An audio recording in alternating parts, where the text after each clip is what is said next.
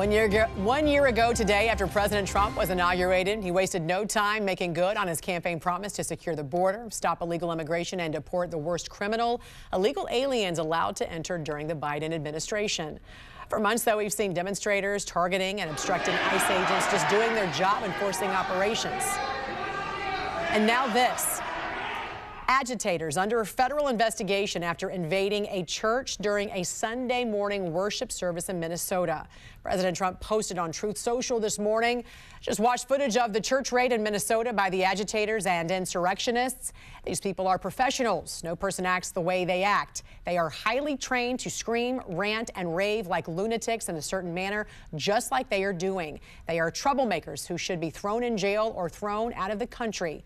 The first to go should be Walls and fake sleazebag Ilhan Omar, who is supposedly worth over $30 million, even though she's never had anything but a government job. Investigate these corrupt politicians and do it now. Joining us this morning is retired veteran FBI Special Agent in Charge and head of the Chicago PD, Jody Weis, former head. Good morning to you, Jody. Thanks for joining us. Officials say demonstrators reached that new low entering that house of worship. First of all, your thoughts on this, especially as someone who ran the second largest police department in the country. Who are these demonstrators? Where are the police? Yeah, such great questions. First off, who are they? Well, we know who one of them was, and that was our good friend Don Lemon, who seems to think that his First Amendment right trumps everybody else's. But I agree with the president when you look at who's doing this protesting.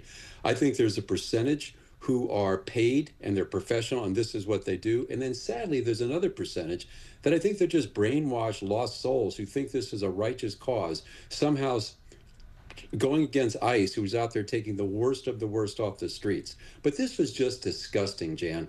And I was really encouraged last night when I watched Harmeet Dillon, head of the Civil Rights Division, say, we are coming after these people hard. They're going to look at them at the FACE Act. They're going to look at them from the Church Argent Prevention, which both of those do have things for church intimidation if someone interrupts you from trying to exercise your religious beliefs. So something's got to be done. DOJ has to come down harsh. They have to come down swiftly on this because this cannot happen in America. Also, when it comes to the police, there are reports that some of them have been ordered to stand down. Is this something you ever experienced to tell your rank and file by elected leaders to stand down and not respond if there's a call or if there's a protest? Because eventually that's got to cause problems, right, within the department. Oh my God, never would I do that. And if I was stupid enough to do something like that, I would expect every officer to disobey me. But Jan, this had to have problems going down the road. I've known 3 police chiefs in Minneapolis. I've known 3 of the SACs in the FBI. Minneapolis has been blessed with tremendous cooperation between law enforcement over decades. And something like this, when federal officers are calling for help and the locals don't respond, this is not going to help that environment. So I hope we can get past this, but this is not good. So are you saying that, so you know these past police chiefs there, this is something they have been told to do? They have been told to stand down and not respond? Well, never in the past, but it has to be this way. There is no way police officers are not going to go out and help fellow law enforcement officers and agents unless they're being directed to do that. I can't imagine if that's where we are in America. So clearly someone is telling them to not respond. And I've got to believe it's the mayor who's ordering the chief to say, do not respond to ICE. And what is happening? You've got all this violence and chaos on the streets, but it's because there's no police there. The police could have, I think, prevented Renee Good from ever being shot because they would have kept that bubble and let these federal officers do their jobs. And so do you think Minnesota state leaders are encouraging this to deflect and distract from the multi-billion-dollar fraud investigation? Oh, 100%. They wanted a distraction. They needed a distraction. And what a perfect one that came their way. You can show the chaos on the streets. You can target it back to Trump.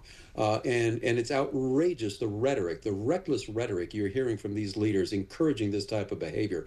And that's why I don't know where it's going to go, Jan. Sometimes DOJ, I think, gets a little ahead of their skis.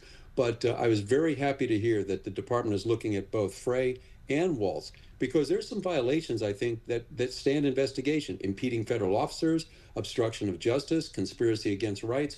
So hopefully there's going to be some repercussions for this rhetoric, because that is what's driving these people going on the streets. Retired veteran FBI Special Agent in Charge and former head of the Chicago PD, Jody Weis, we appreciate you joining us this morning. Thank you. Thank you. Stay warm. You too.